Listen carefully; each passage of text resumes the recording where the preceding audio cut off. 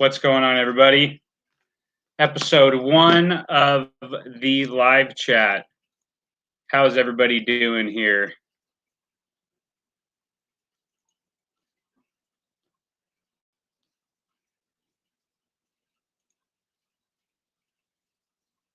What's up, Jonathan?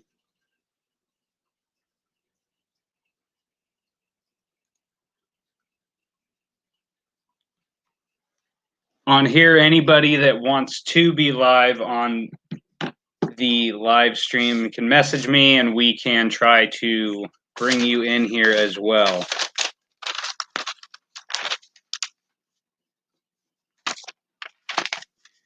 So we are here for a recap of UFC 257. We're going to talk about a few different things today in the live chat. We're going to recap UFC 257. We're going to talk about the upcoming fights in the near future in 2021. Here in the next few months, we have 6 title fights that are booked and scheduled. And we're going to talk about them. And we're also going to go over some fighters to look out for in 2021. Some fighters that made a huge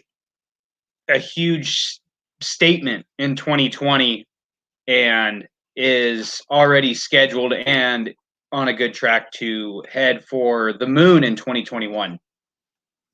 So let's get started.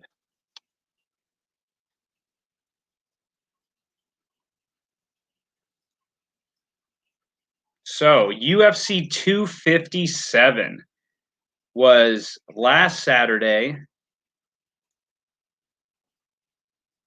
And in the main event, we had Dustin Poirier knocking out Conor McGregor in the second round. 2 minutes and 34 seconds in the second round to be exact.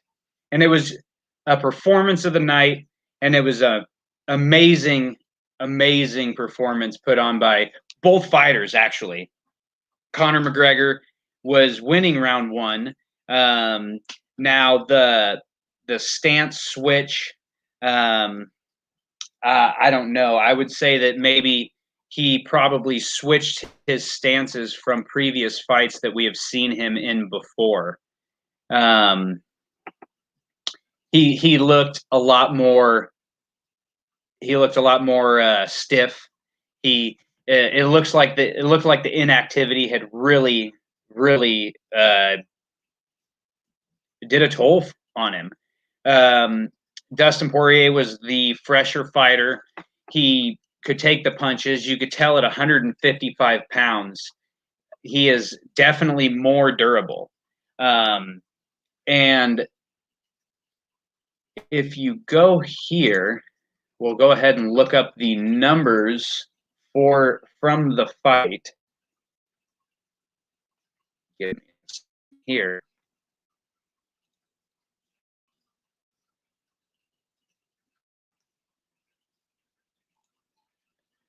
So in the first round, Conor McGregor was landing good shots. While I was watching, I definitely saw a kind of like a switch go off, kind of in Dustin Poirier's head. It was almost right before the takedown. Conor McGregor landed a couple good shots, and you could almost see the switch that Dustin Poirier was able to tell that, okay, I can take a shot. I didn't hit the floor like the first fight. And so let's scrap. Let's fight. And let me pull up the numbers here. That was back on the 23rd of January.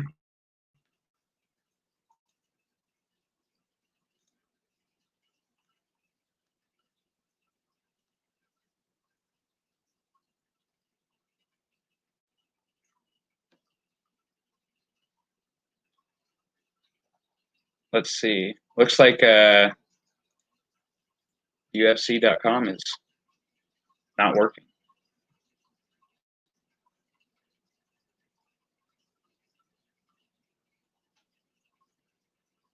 That's okay. Anyway, Dustin Poirier, phenomenal performance, knocking out Conor McGregor, evening the score 1-1 in their, I guess, in their rivalry. Whether or not the trilogy will be had is yet to be seen, yet to be heard of. They have talked about it. Dustin Poirier said that he'd be up for it. Conor McGregor said that he'd be up for it, but it just depends on what the UFC wants to do. See if they want to go into a different direction. What's going on, everybody else? Anybody else that's joined since I started? How's it going, everybody?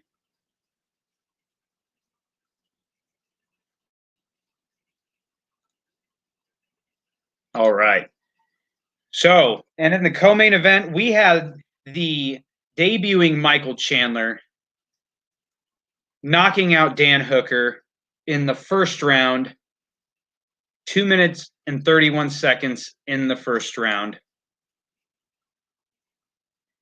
And what can I say about this? Was an amazing debut.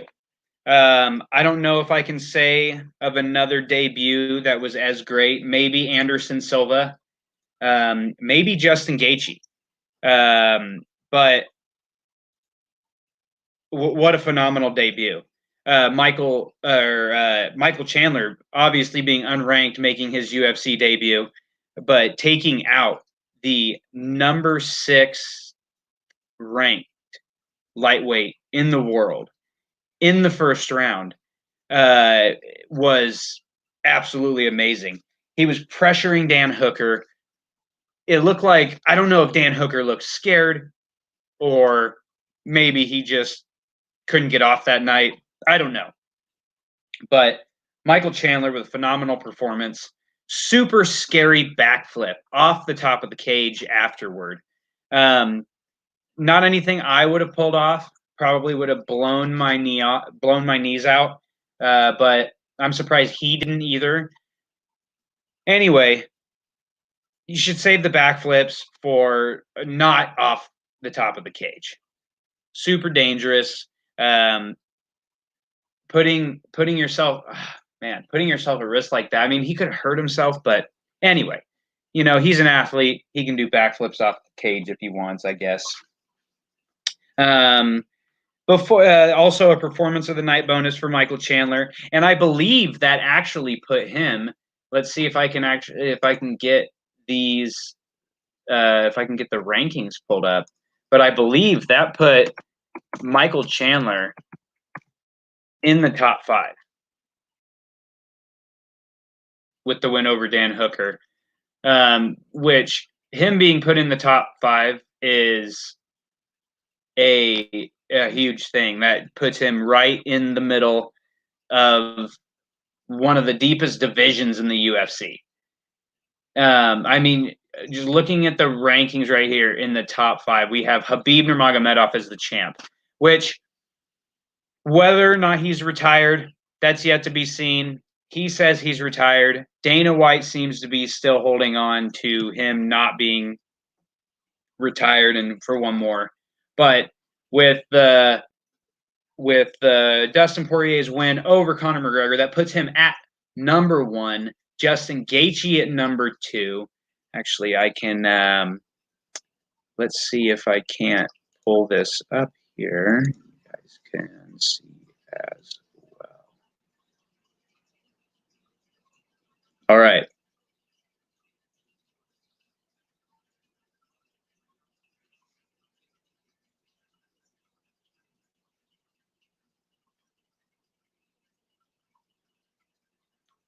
All right. So we have Dustin Poirier number 1, Justin Gaethje at number 2, Charles Oliveira at number 3. Michael Chandler is now at number 4. Tony Ferguson at number 5, and Conor McGregor is now at number 6. And then we also got at 7, Rafael dos Anjos. Dan Hooker dropped down to number 8. Paul Felder at number 9. And then number 10, we got Diego Ferreira, who also has a fight schedule, I believe, here soon.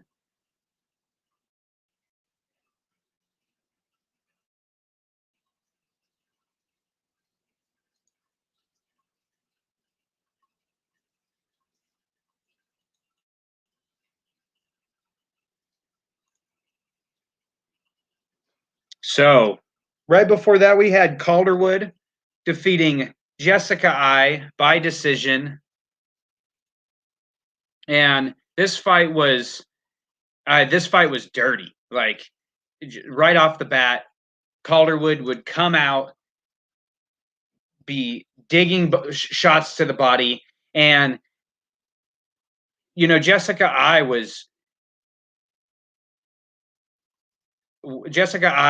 she had been out with a injury. I believe it was a gallbladder or an appendix removal, one or the two. But she had been out previous to this fight, that apparently she was having weight cutting issues, and apparently that had solved that problem. But when I was watching this fight, I saw Joanne Calderwood digging to the body, and I was definitely thinking this fight was going to not be a very long fight, but it ended up going to decision. It was a great fight. Before that, we had Mahmoud Muradov knocking out Andrew Sanchez, 3 minutes of round number 3. And performance of the night, that was a great performance by Mahmoud Muradov.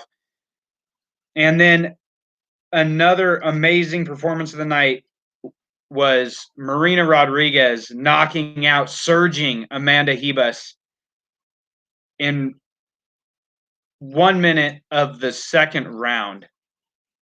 And boy, and I believe she actually knocked her out twice. The referee was looking at the fight very closely, and Marina Rodriguez, she had hit her with I believe it was a right hook. Hit her with a right hook, put her face down on the canvas, and just got on top, just started hammer fisting. And I believe the referee was Herb Dean, but got a little bit too close, and the fighters thought that they had touched her to stop, and Herb Dean had not stopped the fight. And so Marina Rodriguez turned around, and he said, "I didn't stop the fight." And she went right back after Amanda Hebus and knocked her out again. It was crazy. She basically got knocked out twice in one fight, basically. It was a crazy fight. The main card of UFC 257 was insane. Dustin Poirier knocking out Conor McGregor was by far probably the craziest thing that anybody could have thought of. Because Conor McGregor was expected to win. And that whole card was built around him. He was expected to win. Dustin Poirier was not expected to win. There's three of these fights on this main card was basically set up fights for them to had won. The Conor McGregor was a setup fight essentially to win because of how quick the first fight had gone. Because they were looking to set up a rematch with Khabib Nurmagomedov. The second fight, the co-main event, that was a setup for Dan Hooker to win, I believe. I don't believe that they put Michael Chandler in there with Dan Hooker thinking that was going to be an easy fight. Because of anything Dan Hooker is not an easy fight. That could have been one of the most dangerous fights for Michael Chandler in his debut, with Dan Hooker's ability to throw knees up the middle and just his long, rangy ability. It was a setup fight for him to lose, but he got the job done. What can you see? What's going on, everybody else that's joined so far? How's it going? Dances with Squirrels. That's right. That is a heck of a division. Just a quick note while we're here, make sure to go ahead and give the video or the live stream a like and hit that subscribe button. I will be doing a live stream play-by-play series for fight nights and pay-per-views. So pay-per-views and fight nights, I will be doing a live stream play-by-play series where I will be basically doing play-by-play commentary here on YouTube for the fights. And so if you guys want to, if that's something that interests you, for you guys to watch and check it out, if you guys were wanting to join in, at some point we could get some people to join in, but the live stream play-by-play will be coming soon. I believe I'm going to be trying to do the play-by-play for next week's fights. For Overeem versus Volkov, and then for the pay-per-view starting on February 13th. I agree. Chandler was thrown to the wolf. He was. But it looks like he slayed that wolf. Anyway, Michael Chandler is now in the top 5 of the UFC lightweight division. So what does that mean? Who could he fight next? We'll have to see. Dustin Poirier had said that fighting Michael Chandler does not interest him. He said he would rather go sell hot sauce.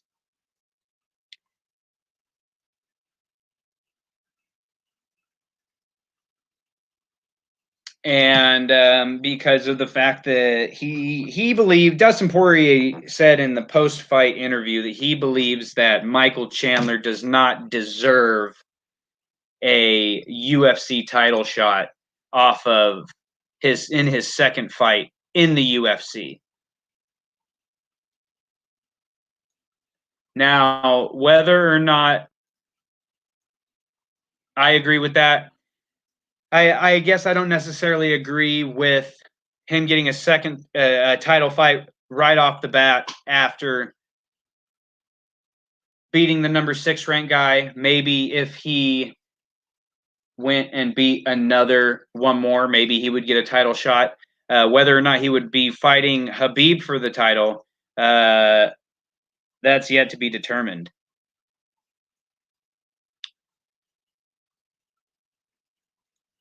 What's going on out there, everybody? Anybody's got some comments, questions,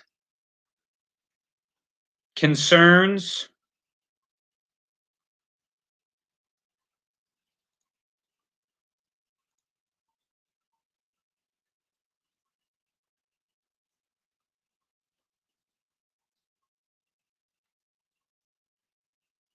Make sure to give the stream a like and a subscribe. I appreciate it.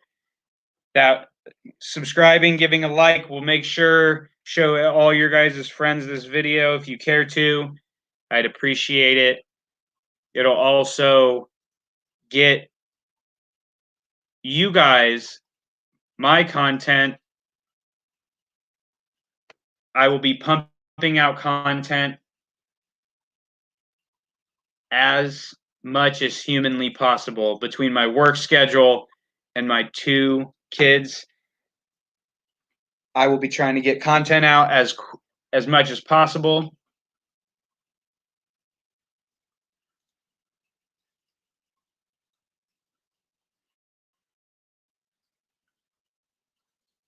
I agree for them ranking Chandler so high after one win.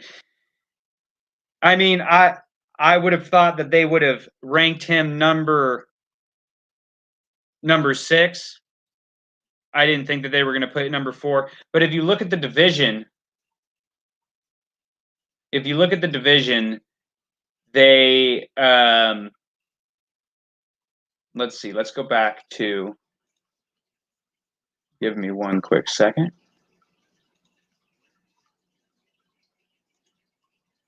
Let's go back to the UFC rankings and check those out.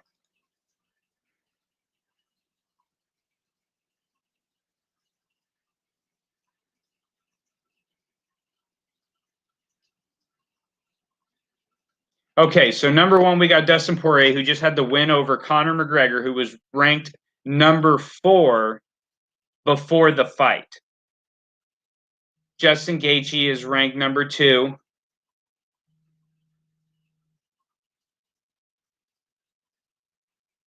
Which his last fight was a loss over Khabib. So for him to be ranked number 2 is understandable. And then we got Charles Oliveira, who is on an 8-fight win streak with a win over Tony Ferguson in his last fight. And then Tony Ferguson is ranked number 5. Michael Chandler is ranked number 4. Tony Ferguson is ranked number 5. And then Conor McGregor at number 6. And like I said, we got Rafael dos Anjos sitting there at number 7. He looked great over Paul Felder in his last outing.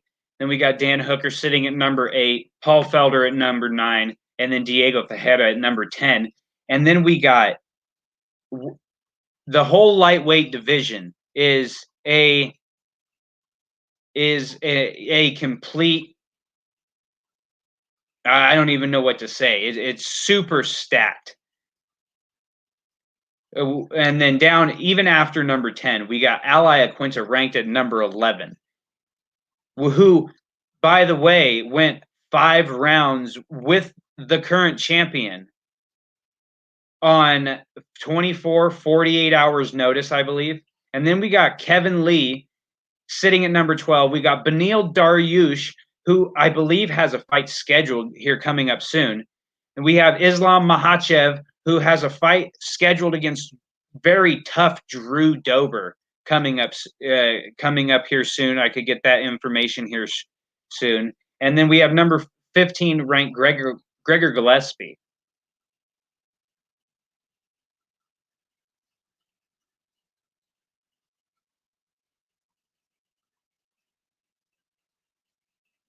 Yeah, I agree. I agree.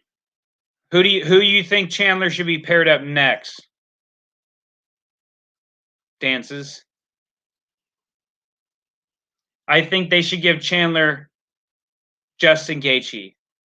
I think they should pair him up with that. They're saying Conor should be paired up with Justin Gaethje after the last win, or after his loss to Dustin Poirier. But I don't believe that. I don't think that's a good idea, especially because Justin Gaethje kicks. You want to talk about leg kicks? Conor McGregor got his leg kicked out from underneath him by Dustin Poirier, and Justin Gaethje is way, way more of a leg kicker. If it was me and I'm looking at the top 10, let's just go with the top division. We have Khabib at number 1. He's going to be retiring, I believe. We got Dustin Poirier sitting at number 1. He should fight Charles. No, he doesn't. They don't.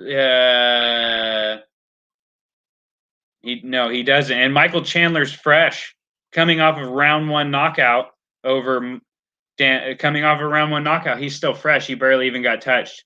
Whether or not he would want to do the weight cut again, we'll see. We got sitting there Charles Oliveira.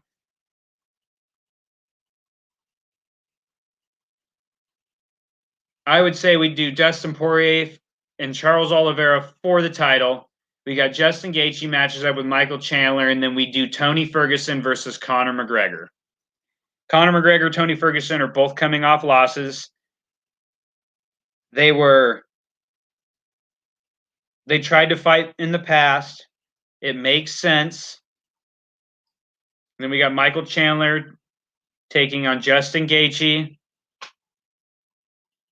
to see who is the number one contender for the winner of Poirier and Oliveira.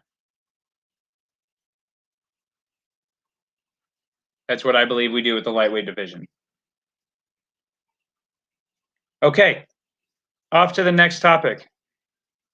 We've got title fights, ladies and gentlemen. We have 6 of them scheduled in the near future.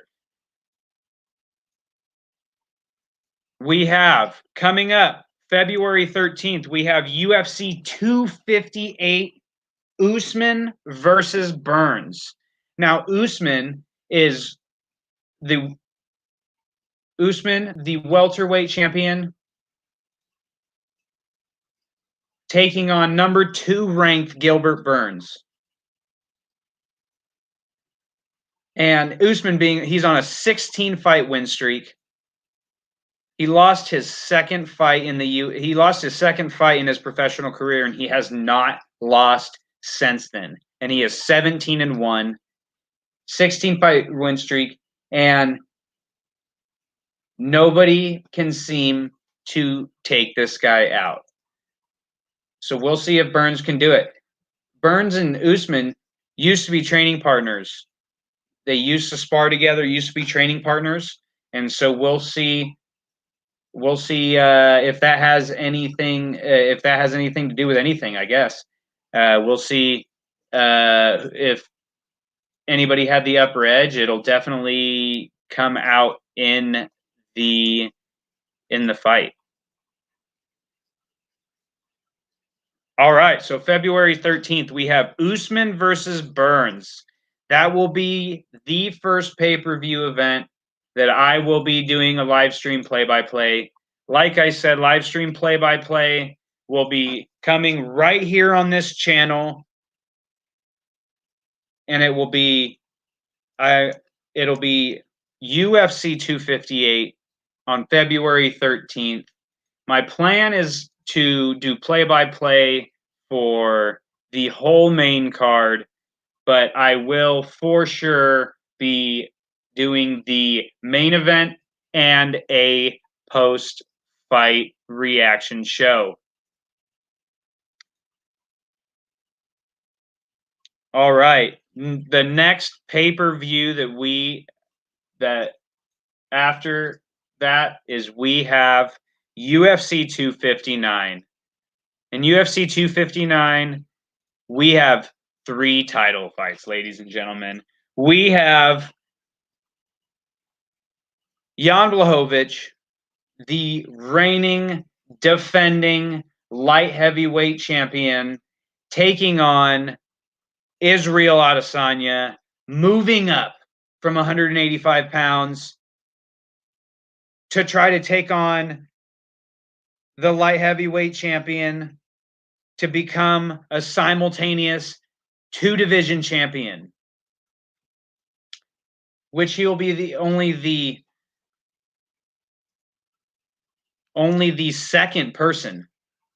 The third person to hold the belts simultaneously. And Jan Blachowicz being the newly crowned champion, that'll be kind of sad to see him lose his belt in his first defense against Israel Adesanya. But I have a feeling that Israel Adesanya is going to be the light heavyweight champion come March 6th.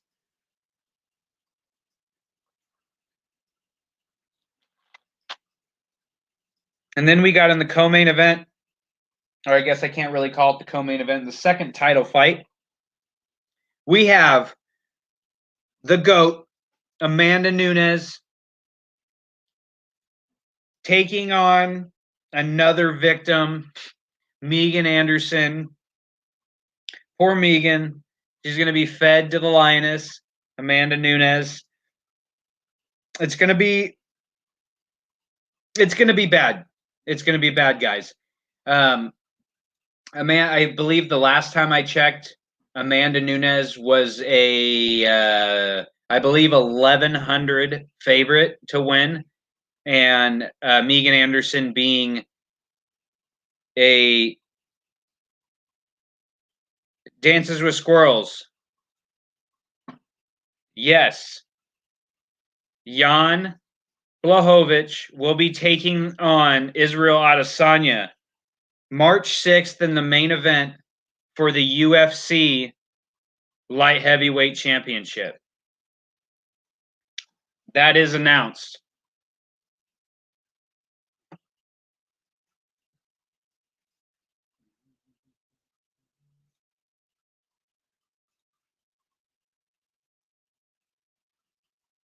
Also on the card will be Amanda Nunes taking on Megan Anderson.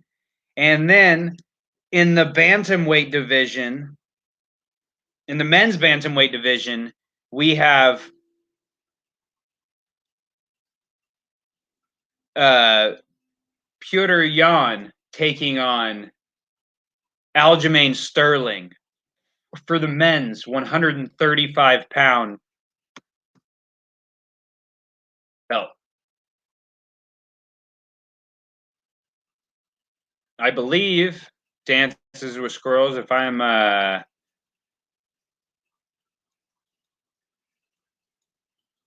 I'm correct, that was announced shortly after.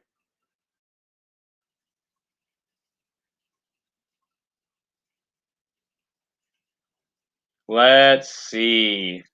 Oh my goodness, ladies and gentlemen. We've got a lot. Yeah, you are right. UFC 259 is going to be an amazing card.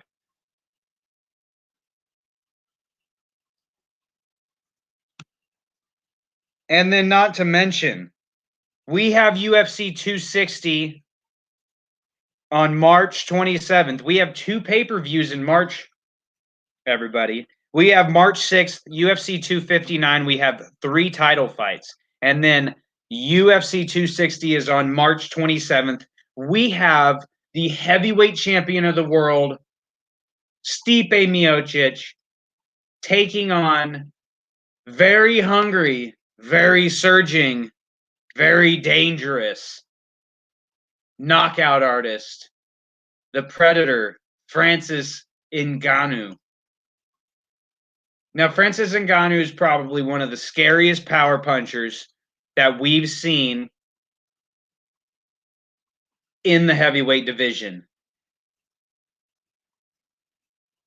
I would like to see Derek Lewis and Ngannou run it back and maybe, I don't know, go for it this time. And yes, finally, it's happening.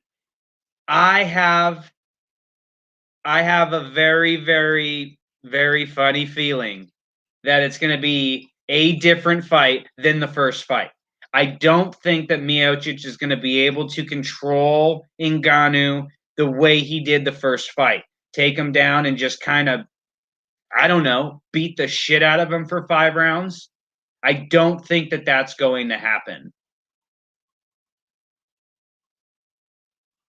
Here we go. Let's see.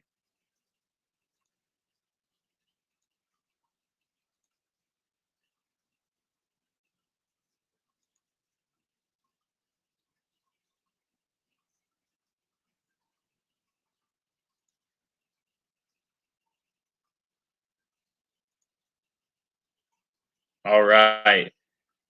This is here on the ESPN MMA Instagram page. March 6th, we have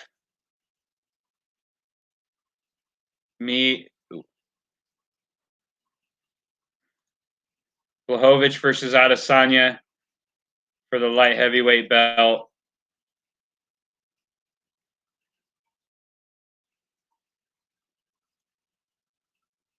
And then we have Amanda Nunes taking on Megan Anderson. And then Petr Yan taking on Aljamain Sterling. I'm very excited for all three of these fights, by the way. All three of these fights are amazing. We have Miocic. We have all 6 of the fights that we have lined up so far this year are amazing. We have Usman versus Burns, February 13th. We have Blachowicz versus Adesanya, Nunes versus Anderson, and Yan versus Sterling on March 6th. And then UFC 260 on March 27th. We have Miocic versus Ngannou. And the second fight that's in the second title fight on that card is Alexander Volkanovski versus Brian Ortega for the men's featherweight belt. Now, this is going to be a very interesting fight because it'll be the Volkanovski versus Ortega will be very interesting because Volkanovski was able to beat Max Holloway twice, barely squeaked by in the second one, and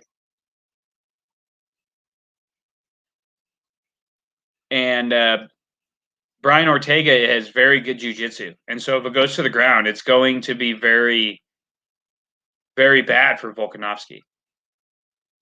So we will have to see what happens. So I've got I've got 5 fighters that we can look forward to watching for in 2020. We have Khamzat Chimaev taking on Leon Edwards, number 3 ranked Leon Edwards in the welterweight division on March 13th in the main event, UFC Fight Night. And then Kevin Holland is another one to look forward to. He will be taking on Derek Brunson in the main event on March 20th. Israel Adesanya, we need to pay attention to him in 2020. If he is able to capture the light heavyweight belt, will it force Jon Jones to come back down? We need to know this information because the Israel Adesanya and Jon Jones fight is something that we need to see. Is it going to be at heavyweight? Is it going to be at light heavyweight? Is Jon Jones going to come back down and get his belt? Another person to look forward to is Jon Jones making his heavyweight debut. Will he come back down to 205? We'll have to see. And then Conor McGregor. What's next for Conor McGregor? What are we going to do with him? Is he going to come back to MMA? Or is he going to go pursue boxing? We'll have to see. So, with that being said, 2020 is lining up to be a great card. Or, sorry, not a great card. A great year of fights so far. And we will have to see what comes down the pipeline.